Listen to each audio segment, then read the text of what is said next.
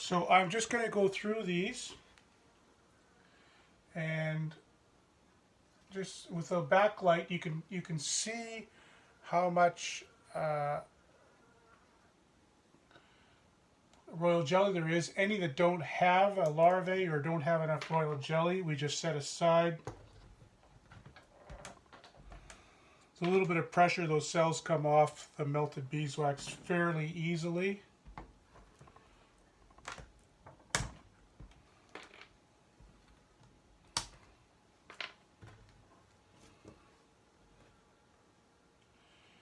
There's one I don't like the look of. It's, let's see if we get some light on that. It doesn't really help. The royal jelly just looks a little dry. I'm not sure what that means, but I'm not going to make a use of it. The rest of them all look like, puddles of milk. And there's one that's dried up.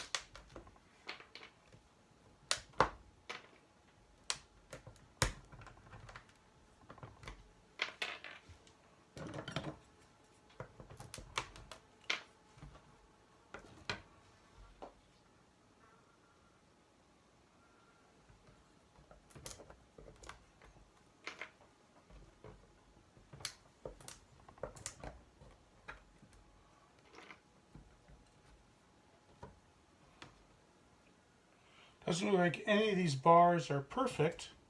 Some of them are pretty close, certainly close enough for my druthers. I've had perfect grafts a few times, but turns out doesn't make a difference in terms of your queen productivity in the end.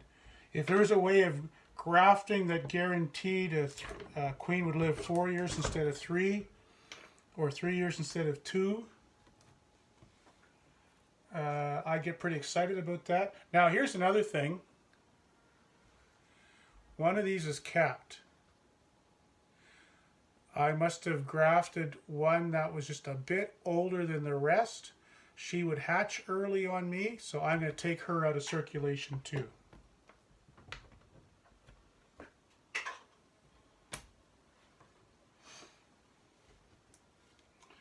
If a queen hatches in your finisher early, that can cause you all kinds of grief. She'll immediately start tearing down the rest of the cells, and it's amazing how quick that happens. I think that that young queen must enlist the help of the workers to tear those down, because man, you miss it by 20 minutes and she's killed every other one in the hive. Then I take my torch and I'm going to take these ones that I've loosened and use them to fill in the holes. So I just remelt the wax. Gotta be pretty careful that you don't cook anything here. So you can't hold the flame in that space too long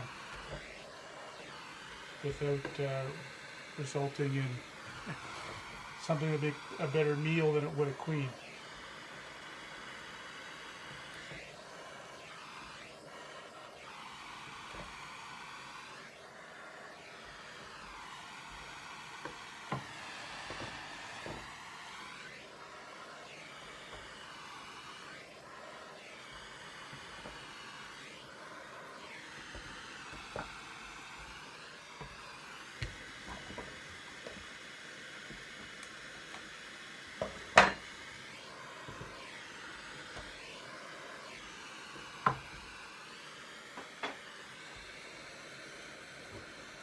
I could probably consolidate down one more bar. I don't know why I want to, but it's not going to save me any beads. But 2, 3, 4, 5, 6, 7, 8, 9, 10. Yeah, I can just do it.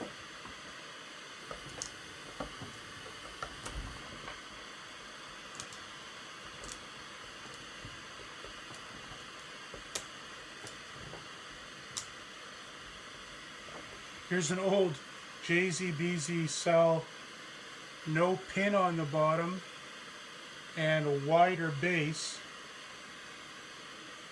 You can see the difference. That one's got to be, 25, 30 years old. You can reuse them quite easily just by boiling them in water with a little bit of soap and doing that a couple times. And a couple good rinses of really hot water. And I like to also leave them out in the sunlight for a couple days to bleach out anything left that might be dangerous or infectious.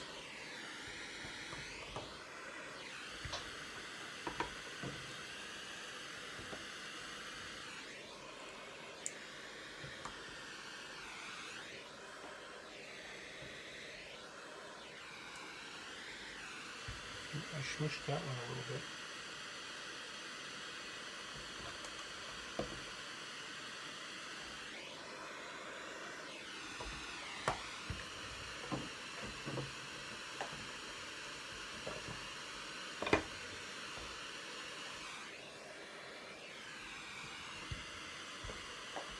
Okay, and I'm going to move the rest of these. I'm going to center up on the bars. You have a bar with a gap like that. When your bees are on a flow, of course it's hanging in the hive this way, they'll put a piece of burr comb in there and possibly envelop some of the rest of the cells. So it's better to fill in those missing gaps with the cells and not have to fight with a lot of extra wax when you come to get these out. These finisher colonies, it's always a struggle because on the one hand you want them super strong and on a flow and wanting to raise cells. On the other hand, you don't really want them to completely purge out in honey on the first day you put these things in. So you have to both have super strong hives and lots of empty comb for them to store incoming nectar. The trick we're really doing here is we've got colonies. The starter colonies want to raise cells because they're queenless, and so they take those grafts very easily. But you don't want a whole bunch of colonies in your operation queenless for long periods of time. It's pretty inefficient use of your bees. So get to use the starter to get that colony going, and then we're going to then use the finisher colony to seal off, complete the feeding, seal these things off, and then incubate them for the remaining time. And then the queenless starter can do the next batch. So that's the process I use. And so really you got your starter colony, queenless as heck. They just want to raise those cells. The finisher colony, a little bit trickier because it's not raising a queen because it desperately needs one. They're colonies that you want to keep kind of on the verge of swarming. And so they're raising these essentially as, well, I guess we're swarming, so we got to feed these cells.